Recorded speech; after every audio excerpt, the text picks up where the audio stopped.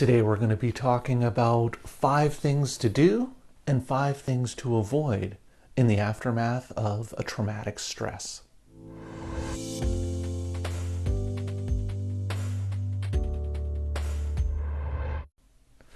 Hi everyone.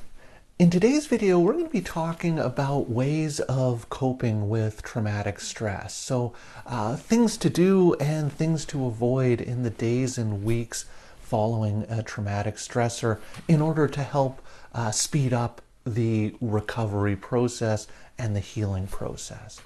But before I get into that, just a couple of disclaimers to go over. I'm a registered psychologist in the province of British Columbia, Canada, and this video is for informational purposes only. It is not intended as a substitute or replacement for advice from your doctor or mental health professional. Now, with those things out of the way, let's start talking about coping with trauma. So, as I talked about in a previous video, there can be a number of psychological and emotional reactions in the days and weeks following a traumatic event. So, these symptoms can look very similar to what you might see in PTSD, but they're not PTSD. In fact, they're actually really normal emotional responses that occur following a trauma, and that these emotional responses and these symptoms are just part of your body's and mind's process of healing, essentially processing the psychological trauma or psychological impacts of the trauma and allowing you to heal, to move on. But there are some things that you can do to help speed up the healing process, or at the least not interfere with the healing process. So let's start talking about 5 do's, 5 things that really can help speed up or promote healthy healing in response to a traumatic stressor.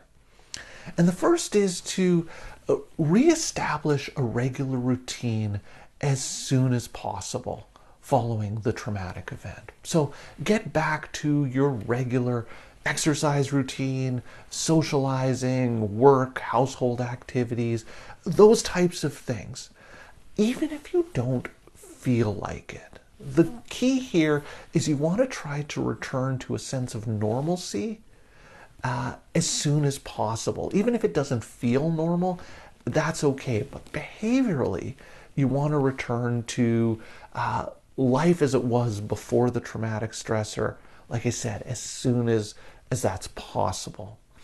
Now, what this can do is it minimizes the impact of the traumatic stress. It can also reduce a sense of anxiety and sense of helplessness that's really common following these traumatic stressors.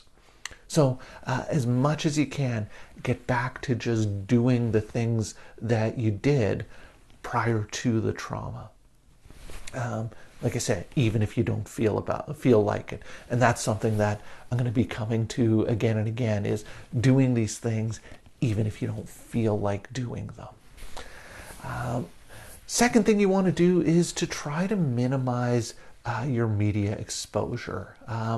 Limit how much news you're watching. Now, this is particularly relevant, particularly important if the traumatic event was something that was newsworthy or something that there is some news coverage about.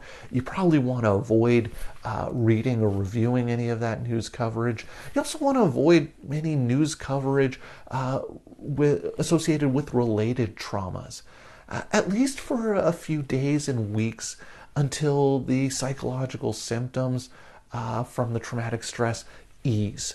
And then you can gradually get back into watching news and consuming news.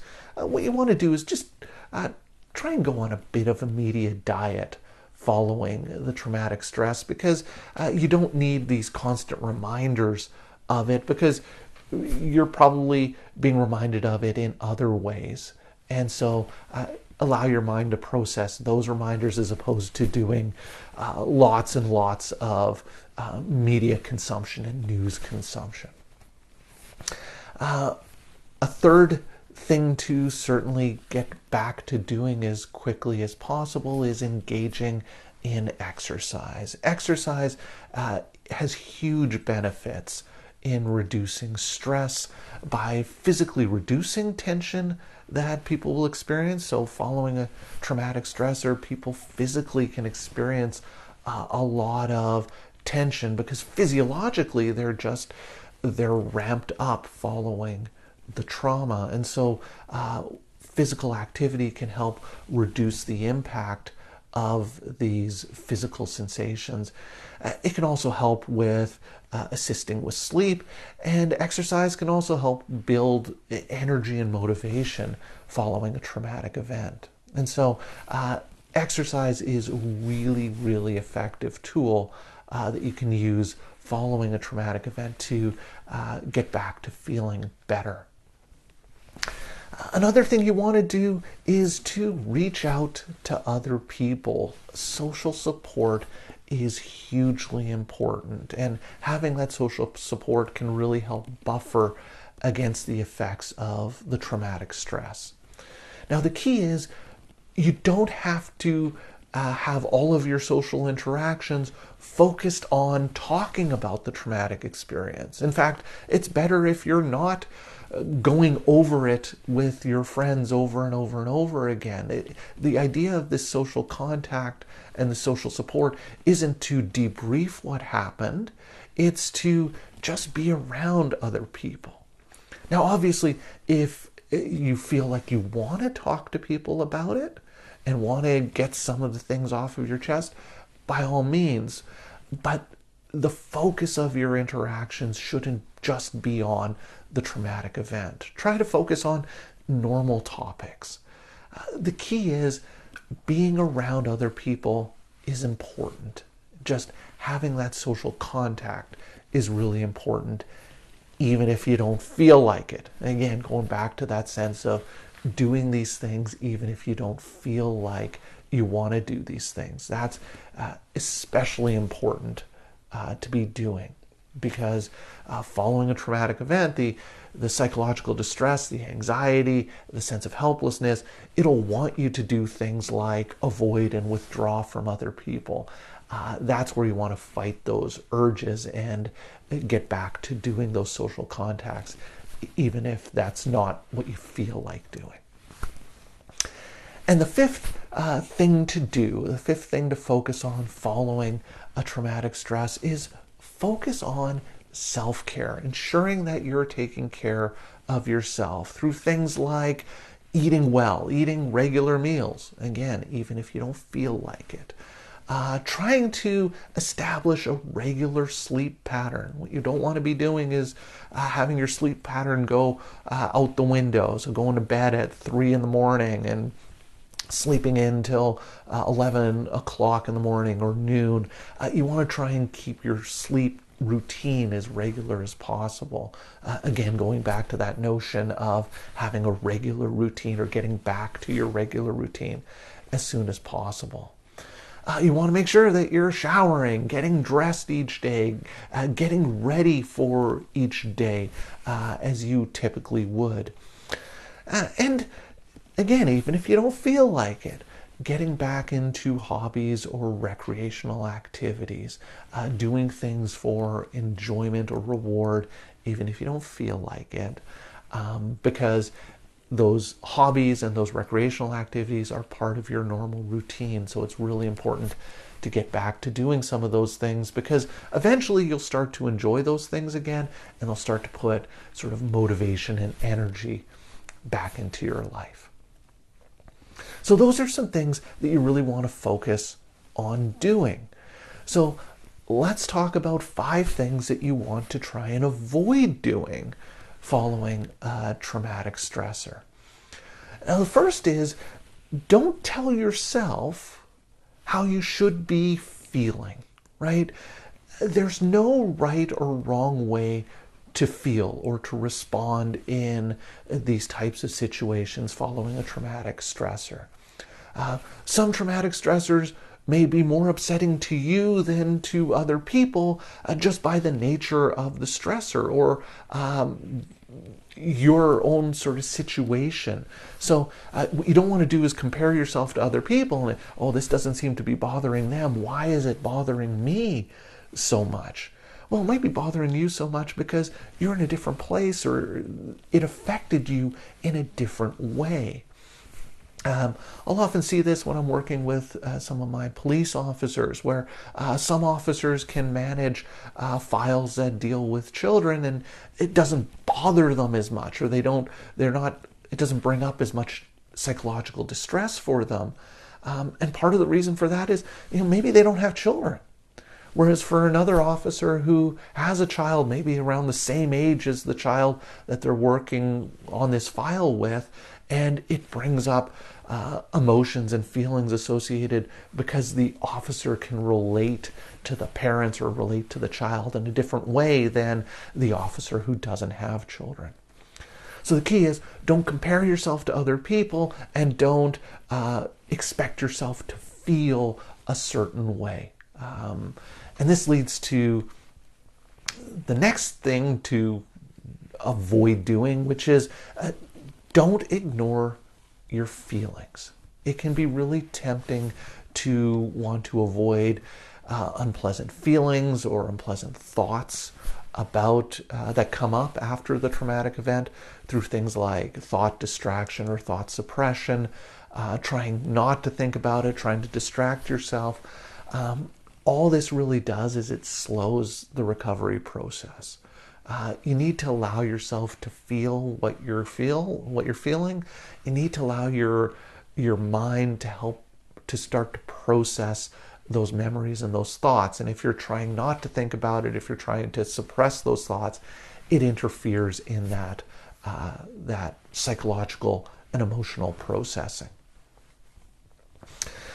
Another thing you want to avoid is relying on alcohol or drugs to medicate emotional distress. It can be really tempting to want to have a drink or to smoke a joint to help reduce some of the stress or the unpleasant emotions or feelings that you might have.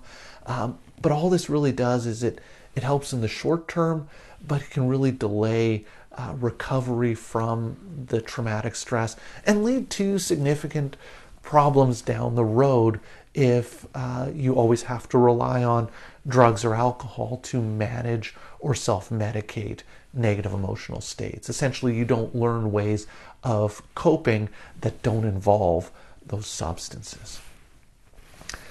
Another thing you want to avoid, another don't, is don't intentionally dwell on the traumatic event. Now, there's a big difference between, in avoiding intrusive thoughts or trying to suppress intrusive thoughts. And like I said, you want to allow those thoughts to come into your mind, try not to fight them, let them be there. But there's a big difference between that and intentionally dwelling or ruminating on what happened. Dwelling and ruminating on it is just going to cause a lot of distress and usually bring up a lot of unpleasant emotions that are unnecessary. Things like anger or guilt or frustration or shame. And so let the thoughts that pop into your head be there, but don't intentionally sort of seek out or dwell on some of those thoughts. And the fifth thing to avoid is don't make major life decisions right away in the aftermath of a traumatic event. Don't make decisions like, I'm going to move, or I'm going to change my job, or I'm going to end this relationship. Wait until you're more emotionally balanced, when you're thinking more clearly to make some of these decisions. Additionally, some of these major life decisions come with significant stress, and you don't want to add significant stress to the traumatic stress that you're dealing with in the aftermath of a trauma. So those are some things to do. Those are some things to avoid doing to help you recover and cope in the aftermath of a traumatic stressor. I hope that makes sense. And hopefully you can use some of these skills if you experience a traumatic stressor to promote the recovery process and to help ensure that you cope and recover in a healthy way. So I'd love to hear your thoughts and questions about this, so please leave me some comments in the comments section down below. If you're enjoying my videos, please hit that subscribe button and notification bell, and you'll be alerted every week when I post a new video. So that's it for today's video. As always, thank you for making it all the way to the end of this video, and I will see you in the next one.